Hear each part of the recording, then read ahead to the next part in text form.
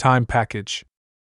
Package time is a package that contains functionality for time management in Golang.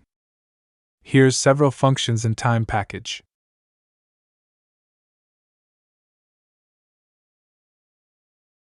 Duration. When using the time data type, sometimes we need data in the form of duration. The package type has type duration, which is actually an alias for int64. However, there are many methods that we can use to manipulate duration.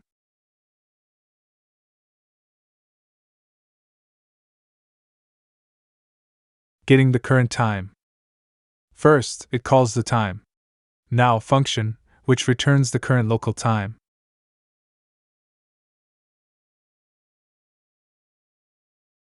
The result is assigned to the variable now. Then, it prints out the current time using fmt println. This displays the current date and time information. Getting specific information about the time.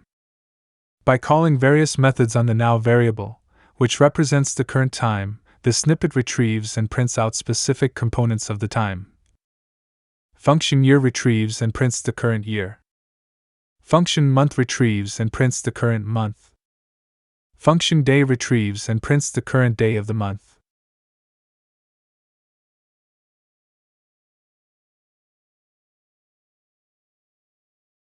Function hour retrieves and prints the current hour of the day.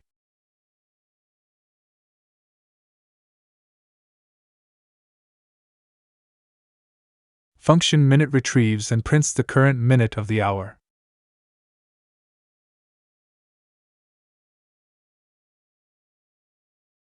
Function second retrieves and prints the current second of the minute.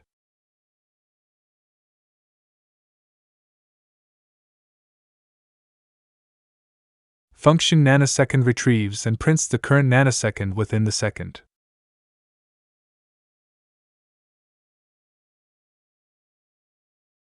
Formatting time into a string.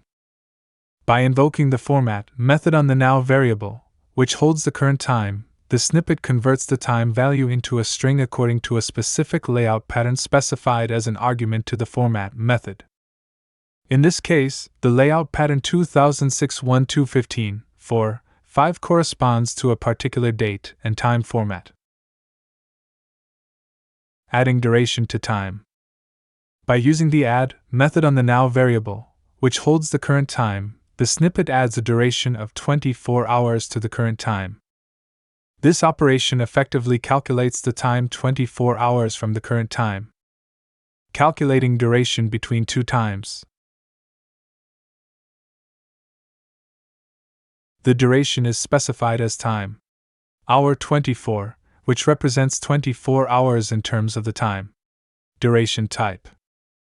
This value is added to the current time to obtain the future time.